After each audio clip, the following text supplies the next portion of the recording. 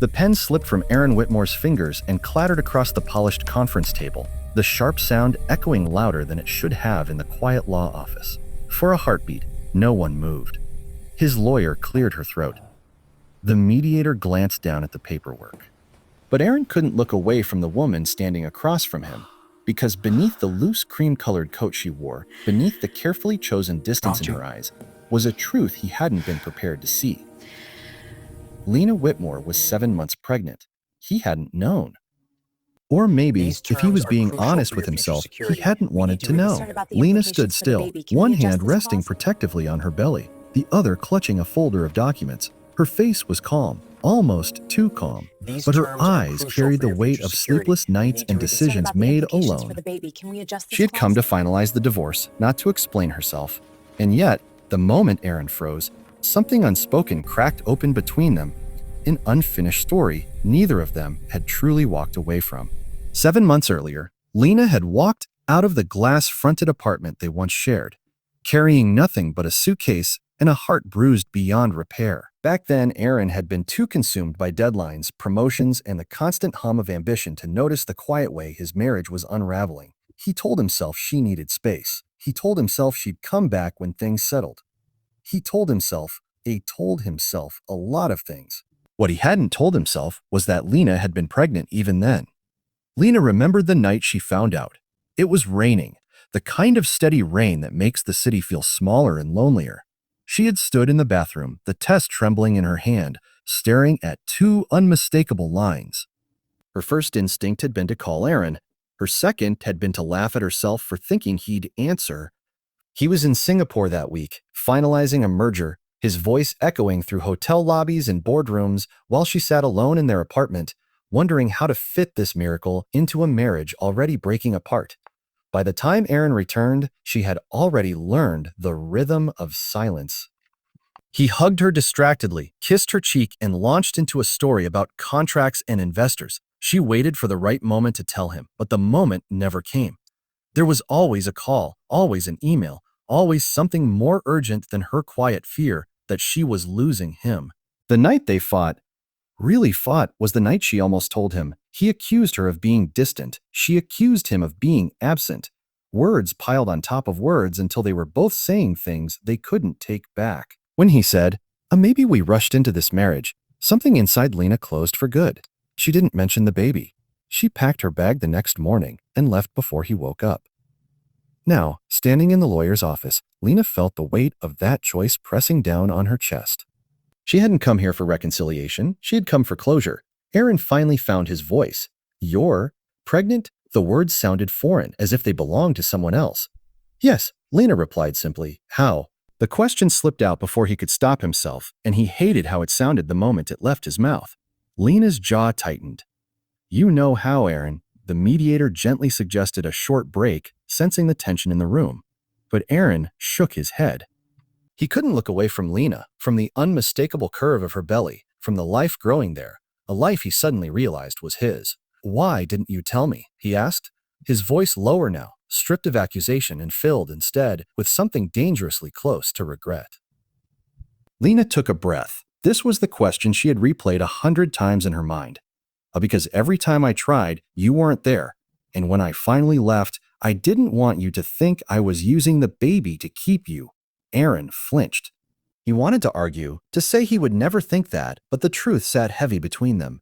He had missed so much already. They rescheduled the meeting. The Heppers remained unsigned. Outside, the city buzzed with life, oblivious to the quiet earthquake that had just reshaped Aaron's world.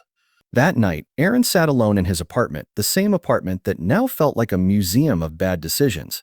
He replayed every moment of the past year, every ignored call. For the first time in years, his career felt meaningless compared to the life he hadn't even known existed. Lena, meanwhile, drove back to her small rented house on the edge of the city, her hands shaking slightly on the steering wheel. She hadn't planned on his reaction affecting her. She had built walls for a reason, but seeing the shock in his eyes, the way his confidence crumbled, stirred emotions she thought she'd buried. Her pregnancy hadn't been easy. Morning sickness that lasted all day. Doctor visits she attended alone. Nights when fear crept in and whispered doubts about whether she could really do this by herself. Her sister, Marissa, had been her anchor, driving her to appointments, reminding her to eat, telling her she was stronger than she believed. Still, there were moments when Lena pressed her hand to her belly and wondered if she had robbed her child of something important by walking away. A week passed before Aaron reached out. His message was short and careful. Can we talk? Can we talk? Not about the divorce, about the baby. Lena stared at the screen for a long time before replying. We can talk. They met at a quiet cafe near the river, neutral ground. Aaron arrived early, his suit replaced by a simple sweater and jeans. He looked different, less polished, more human. When Lena walked in, he stood instinctively, then hesitated, unsure of his place. They talked for hours about doctor appointments, about due dates, about the name Lena had already been thinking about but hadn't committed to yet. Aaron listened more than he spoke, absorbing every detail like someone afraid of forgetting. He apologized, really apologized, for the first time in years. Not with excuses, not with promises he couldn't keep, but with an acknowledgement of the pain he'd caused. Still, apologies didn't erase the past. One of the hardest conversations came when Lena said, "I'm not coming back just because we're having a baby." Aaron nodded, though the words hit hard. "I know, I don't expect that. I just want to be present. If you'll let me." Trust didn't rebuild itself overnight. There were setbacks, moments when Aaron slipped back into old habits, canceling plans for meetings that suddenly seemed urgent, moments when Lena shut down, afraid of hoping for too much. They argued about boundaries, about involvement, about whether Aaron should come to appointments or give her space. The turning point came unexpectedly. One evening, Lena felt a sharp pain that didn't fade. Panic set in. She tried calling Marissa, but her sister was out of town. On instinct, she called Aaron. He answered on the first ring. "I'm coming," he said before she even finished explaining. He drove like he'd never driven before, heart pounding, mind racing with every terrible possibility. At the hospital, he held Lena's hand through tests and waiting rooms, fear stripping away every layer of ego he'd built. When the doctor finally said it was a false alarm, stress-related but not dangerous, Aaron felt his knees nearly give out with relief. In that sterile hospital room, something shifted. Not magically, not perfectly, but honestly. "I was so scared," Lena admitted softly. "So was I," Aaron replied. "And I don't want you to ever feel like you have to face that alone again." It wasn't a vow of reconciliation. It was something quieter and, in some ways, stronger. As the months passed, Aaron made changes that surprised even himself. He turned down a promotion that would have required constant travel. He left the office earlier. He learned how to assemble a crib, how to cook something other than takeout, how to listen without interrupting. None of it erased the past, but it built something new on top of it. The divorce papers remained unsigned. On a cool autumn night, Lena went into labor.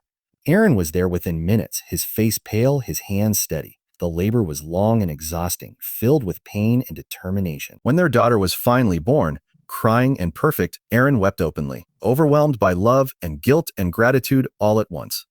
They named her Ileana. My God, as Aunt. Holding his daughter, Aaron understood something he had missed before.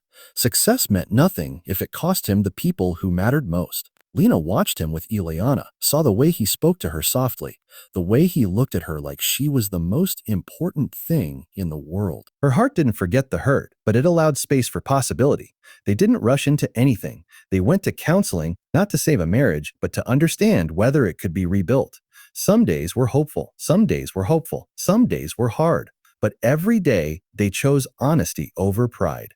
Months later, on a quiet morning filled with sunlight and baby laughter, Lena signed the divorce papers and then set them aside.